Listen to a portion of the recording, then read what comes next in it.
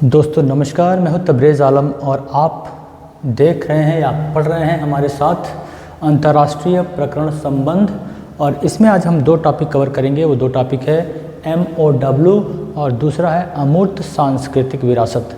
ये दो topic cover करना है और जानेंगे कि मेमोरी ऑफ द वर्ल्ड के क्षेत्रीय जो है इसका जो मंच है उसका क्या नाम है, और MOW को यूनेस्को ने कब बनाया था, साथ ही साथ अमूर्त सांस्कृतिक विरासत में अभी तक भारत के कितने विरासतों को शामिल किया गया है और अभी हाल ही में कौन से विरासत को इसमें शामिल किया गया है, ये सब जानेंगे। लेकिन इससे पहले मैं चाहूँगा कि आप इस वीडियो को ज़्यादा से ज़्यादा लाइक कर दें, दोस्तों में शेयर कर दें और चैनल को सब्सक्राइब कर लें। दोस्तों आइए शुरू करते हैं बिना किसी देरी किए अंतर्राष्ट्रीय प्रकरणों से जुड़ा संबंध या टॉपिक।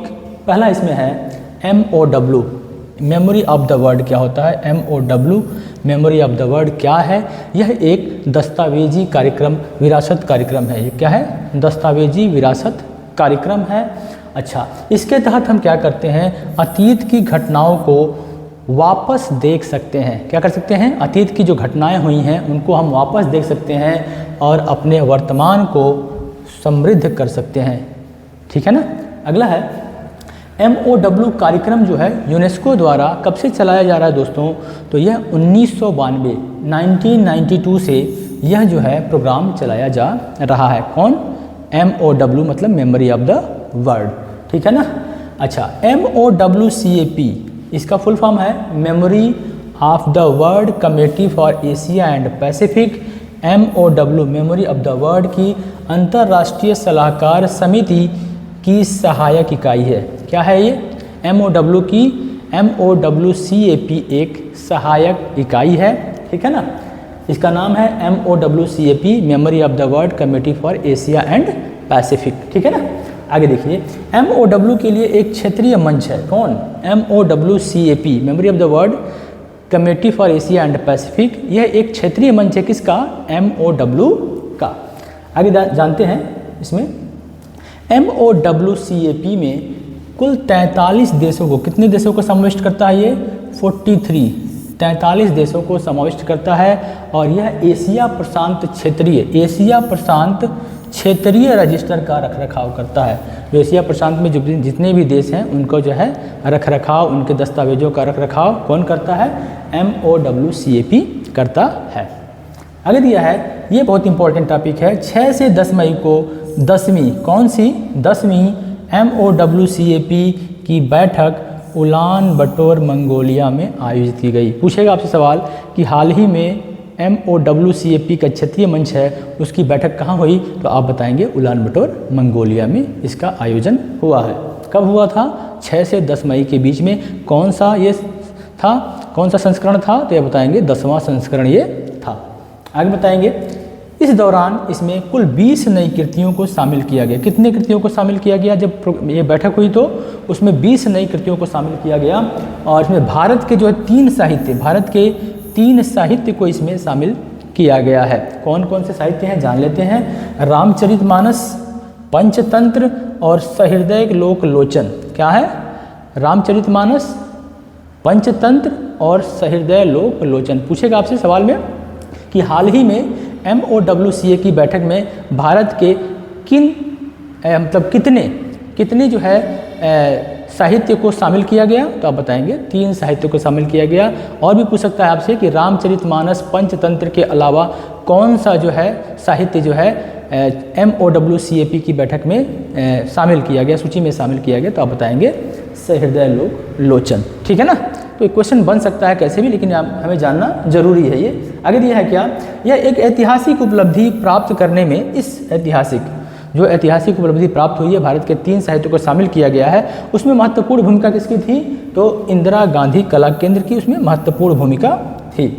ठीक है ना। अब हम जान लेते हैं कुछ जो हम भारत की तरफ से जो शामिल की गई हैं 3 साहित्य, उसके बारे में थोड़ा जान लेते हैं। रामचरितमानस का आधार क्या है? वाल्मीकि द्वारा रचित संस्कृत भाषा में जो रामायण है वो रामचरितमानस का आधार है। और इसकी रचना कब हुई थी रामचरितमानस की? 1574 ईस्वी में, आप कह सकते हैं 16वीं शताब्दी में। और कौन रचनाकार थे इसके? गोस्वामी तुलसीदास जी तो इसके रचनाकार थे। और इसका जो रचना हुआ था किस भाषा में हुआ था दोस्तों? तो अवधी भाषा में। किस भाषा में हुआ था ये? अवधी भाषा में इसकी रचना हुई थी। अगला है पंचतंत्र। किसने लिखा है ये? पंडित विष्णु शर्मा। किसने लिखा है ये? पंडित विष्णु शर्मा ने लिखा है। और यह गद्य एवं पद्य, इसमें गद्य एवं पद्य में पशु दंत कथाओं का एक संकलन है। पशु दंत कथाओं का संकलन किसमें है? पंचतंत्र में है। किस में है? गद्य और पद्य दोनों में है। गद्य और पद्य दोनों में है। और इसकी कहानियों को 5 भागों में संकलन किया गया है। जो पंचतंत्र की कहानियां हैं उसको 5 भागों में संकलन किया गया है, जिसकी वजह से इसका नाम क्या रखा गया है? पंचतंत्र रखा गया है, क्योंकि 5 भागों में इसका संकलन है, इसी वजह से इसका नाम पंचतंत्र रखा गया है। आगे है सहृदय लोकलोचन। सहृदय लोकलोचन के जो रचनाकार हैं उनका नाम है आचार्य आनंदवर्धन। कौन है? आचार्य आनंदवर्धन। तो ये 3 कृतियाँ थी जो भारत की तरफ से शामिल हुई हैं। इनके बारे में आपने जानकारी हासिल कर ली। और आगे बढ़ते हैं। अब दूसरा हमारा टॉपिक है अमूर्त सांस्कृतिक विरासत। ये बहुत इंपॉर्टेंट टॉपिक है और इसमें से भी प्रश्न बनने के काफ़ी संभावना ज़्यादा है। अमूर्त सांस्कृतिक विरासत। अमूर्त क्या होता है? जिस चीज़ों को हम मूर्त मतलब मूर्त रूप नहीं दे सकते हैं उसे हम बोलते हैं अमूर्त संस्कृति, ठीक है ना। और मूर्त रूप जिसे हम दे देंगे, जिसे हम बना लेंगे अपने हाथों से, उसे क्या कहेंगे हम लोग? मूर्त। क्या बोलते हैं उसको? मूर्त विरासत बोलते हैं। जान लेते हैं, इसमें कुछ लिखा हुआ है, इसके बारे में जान लेते हैं। अमूर्त मतलब ऐसी विरासत है जिसे देखा नहीं जा सकता, जिसे हम देखे नहीं हैं, उसको बोलते हैं अमूर्त विरासत। तो वैदिक काल की जो घटनाएं थी या फिर मोहनजोदड़ो के काल में जो घटनाएं थी, हड़प्पा संस्कृति थी, उसको हमने देखा तो नहीं है, लेकिन उसका संकलन जो है उस समय का हुआ ऐसी घटना, ऐसे काल में ऐसे सड़कें थी, तो ऐसे जो है क्या बोलते हैं वहाँ पे जो है काफ़ी जो है सड़कें जो है विकसित थीं, बड़े बड़े बिल्डिंग थे। ये सब हमने क्या किया है? हिस्ट्री की किताब में पढ़ा हुआ है, ठीक है। तो अभी फ़िलहाल वो हमारे लिए क्या है? अमूर्त है, क्योंकि हमने उसे देखा नहीं है, केवल किताबों में ही पढ़ा है, ठीक है। चलिए, अब मूर्त विरासत क्या होता है? इसे हम क्या करते हैं? अमूर्त को क्या होता है? अमूर्त को हम अपने पूर्वजों से प्राप्त करते हैं। किससे प्राप्त करते हैं? पूर्वजों से प्राप्त करते हैं। मूर्त विरासत में क्या? साक्षात व देखी जा सकने वाली, क्या? देखी जा सकने वाली कला वस्तुएं शामिल हैं, जिसको हम देख सकते हैं, ठीक है ना, जो साक्षात रूप में खड़ी है, बनी है। जैसे कि ताजमहल साक्षात मैंने देख रहा हूँ, मूर्त है हमारे लिए, ठीक है ना। तो ये सब चीज़ है मूर्त विरासत में आती हैं, जिसे हम देख सकते हैं, जिसे हम छू सकते हैं, ठीक है ना। और जो क्या बोलते हैं कला वस्तुएं इसमें शामिल है, जैसे कि स्थापत्य, मूर्ति और चित्र, ये सब हम क्या कर सकते हैं? देख सकते हैं, ठीक है ना, अनुभव कर सकते हैं, देख सकते हैं, ठीक है। आगे दिया है अमूर्त विरासत में पूर्वजों से ग्रहण परंपराएं ही नहीं अपितु समकालीन एवं शहरी परंपराएं भी शामिल है। कह रहा अमूर्त विरासत में केवल पूर्वज से ग्रहण करने वाली परंपराएं ही नहीं है, लेकिन उस समय के समकालीन जो ग्रामीण जीवन था, शहरी परंपराएं थी, उस समय मान लीजिए हड़प्पा के समय में जो शहरी परंपराएं थी और समकालीन ग्रामीण परंपराएं थी, वो कैसी थी, उसको हम भी, वो भी क्या होती है? अमूर्त सांस्कृतिक में आती हैं, क्योंकि हमने उसको देखा नहीं है, किताबों में पढ़ा है, अपने पूर्वजों से किताब जो मिली है उसमें पढ़ करके हम उसको अनुभव किए हैं, ठीक है ना। इसलिए हम कह सकते हैं कि ये भी अमूर्त सांस्कृतिक विरासत में आ सकते हैं, ठीक है ना। आगे दिया है क्या? स्मरणीय तथ्य क्या है? अमूर्त सांस्कृतिक विरासत संरक्षण हेतु यूनेस्को की अंतर सरकारी समिति की 18वीं बैठक, कौन सी बैठक? 18वीं बैठक कहाँ हुई? कसाने, बोत्सवाना में। कहाँ हुई? कसाने, ये कसाने बोत्सवाना में संपन्न हुई। अब पूछेगा आप सवाल में, अमूर्त सांस्कृतिक विरासत के संरक्षण हेतु यूनेस्को की अंतर सरकारी समिति की 18वीं बैठक का आयोजन कहाँ किया गया? तो आप बताएंगे कसाने, बोत्सवाना में इसका आयोजन किया गया, ठीक है ना। ये कौन सा संस्करण था? आप बताएंगे 18वां संस्करण ये था। बैठक में 51 नई विरासतों को यूनेस्को की अमूर्त सांस्कृतिक विरासत की सूची में शामिल किया गया। अब पूछेगा सवाल में, अमूर्त सांस्कृतिक विरासत की सूची में यूनेस्को द्वारा कितनी जो है नई विरासतों को शामिल किया गया? तो आप कहेंगे कि 51 नई विरासतों को शामिल किया गया, जिसमें से 45 जो हैं मानवता की अमूर्त सांस्कृतिक विरासत की प्रतिनिधि सूची में शामिल किया गया, जबकि 6 को अविलंब संरक्षण की आवश्यकता में रखा गया। ठीक है ना, 6 को कब रखा गया है? अविलंब आवश्यकता के संरक्षण, ठीक है ना, की आवश्यकता में रखा गया है। और 45 को मानवता की अमूर्त सांस्कृतिक विरासत की प्रतिनिधि सूची में 45 को रखा गया है। आगे दिया है, बैठक के दौरान गुजरात के गरबा मानवता की अमूर्त संस्कृति में शामिल किया गया है। अभी गरबा को किस में शामिल किया गया है? तो मानवता की अमूर्त सांस्कृतिक विरासत की सूची में शामिल किया गया है। ठीक है ना, गरबा को किस में? मानवता की अमूर्त सांस्कृतिक विरासत में शामिल किया गया है। ठीक है ना, गरबा नृत्य भारत की 15वीं ऐसी अमूर्त सांस्कृतिक विरासत है। ठीक है ना, क्या है ये? 15वीं अमूर्त सांस्कृतिक विरासत है भारत की। अभी तक लास्ट में 15 विरासत अभी तक शामिल हुआ है, इसमें 15वां जो है ये गरबा है। इस नृत्य को नवरात्रि के त्यौहार पर किया जाता है।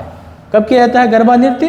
तो नवरात्रि का जब त्यौहार फेस्टिवल आता है तो उसके दौरान ये गरबा नृत्य किया जाता है। और गरबा की उत्पत्ति संस्कृत शब्द गर्भदीप से हुई है। किससे हुई है गरबा की उत्पत्ति? तो संस्कृत शब्द है गर्भदीप, उससे गरबा की उत्पत्ति हुई है। इसमें क्या होता है? एक गोलाकार छेद वाले मटके को गरबों के नाम से जाना जाता है। गोलाकार मटका होता है, उसमें छेद होता है, उसको हम क्या कहते हैं? गरबों के नाम से जानते हैं। और उसमें एक जलता हुआ दीपक अंदर रख दिया जाता है, उसको जो है आत्मा। तो जो मटका होता है, मटके को शरीर तथा जलता हुआ दीपक को आत्मा का प्रतीक माना गया है। आगे समझते हैं। भारत इस समिति का सदस्य है और 24 सदस्यीय समिति में भारत का चुनाव वर्ष 2022 में 4 वर्षों के लिए किया गया है। भारत का इसमें जो चुनाव है कितने वर्षों के लिए किया गया है? 4 वर्षों के लिए किया गया है। और भारत जो है इस समिति का सदस्य बना हुआ है। कब बना है? वर्ष 2022 में बना है। तो उम्मीद करता हूँ आगे भी इसमें भारत के जो 15 अमूर्त सांस्कृतिक विरासत हैं उनको जान लीजिए कब कब शामिल हुआ है। क्वेश्चन कहाँ से बन सकते हैं? क्वेश्चन लास्ट में ही बनेगा गरबा से। ठीक है ना, तो यहाँ देख लीजिए 15 सांस्कृतिक विरासत हैं और गरबा को 15वें स्थान पर रखा गया है। कब शामिल किया गया इसको? 2023 में शामिल किया गया है। 15 दुर्गा पूजा वेस्ट बंगाल में कब शामिल किया गया था इसको? 2021 में। उसके पहले कुंभ मेला है 13वें स्थान पे, 2017 में शामिल किया गया है। नवरोज त्यौहार है, उसको कब मिला गया है? 2016 में शामिल किया गया था अमूर्त सांस्कृतिक विरासत में। योग को कब किया गया है? 2016 में किया गया है। और पंजाब के पीतल और तांबे के बनाए जाने वाले बर्तन की कला, इसको कब शामिल किया गया है? 2014 में इसको शामिल किया गया है। संकीर्तन मणिपुर अनुष्ठानिक गायन, इसको 2013 में शामिल किया गया है। लद्दाख का बौद्धिक मंत्रोच्चार 2012 में शामिल किया गया है। छऊ नृत्य को 2010 में शामिल किया गया है। और छऊ नृत्य कहाँ कहाँ होता है, किस किस स्टेट में? तो झारखंड, ओडिशा और वेस्ट बंगाल में इसका नृत्य को किया जाता है। कलबेलिया जो है राजस्थान का लोकगीत है, कब शामिल किया गया था इसमें? 2010 में। मुदियट्टू केरल का अनुष्ठानिक रंगमंच है, इसे कब शामिल किया गया था? 2010 में। रम्मन गढ़वाली हिमालय धार्मिक उत्सव है और इसको 2009 में अमूर्त सांस्कृतिक विरासत में शामिल किया गया था। और अगला है कुट्टियतम, कब इसको? 2008 में शामिल किया गया था। वैदिक मंत्रोच्चार, ये कब शामिल? 2008 में शामिल किया गया था। और रामलीला भी 2008 में शामिल किया गया था। तो ये कुल 15 जो है अमूर्त सांस्कृतिक विरासत की सूची है। इसको एक बार गौर से देख लीजिएगा एग्जाम में। और एग्जाम कहाँ से बन सकते हैं? तो ये दोनों आप कर सकते हैं, दुर्गा पूजा और वेस्ट बंगाल। दुर्गा पूजा वेस्ट बंगाल और गरबा जो है ये प्रश्न आने की संभावना बनी रहती है ज़्यादा। तो वीडियो आपको कैसी लगी? अगर अच्छी लगी तो इस वीडियो को ज़रूर लाइक करिए, दोस्तों में शेयर करिए और चैनल को सब्सक्राइब कर लीजिए। दोस्तों आज के लिए इतना ही, धन्यवाद।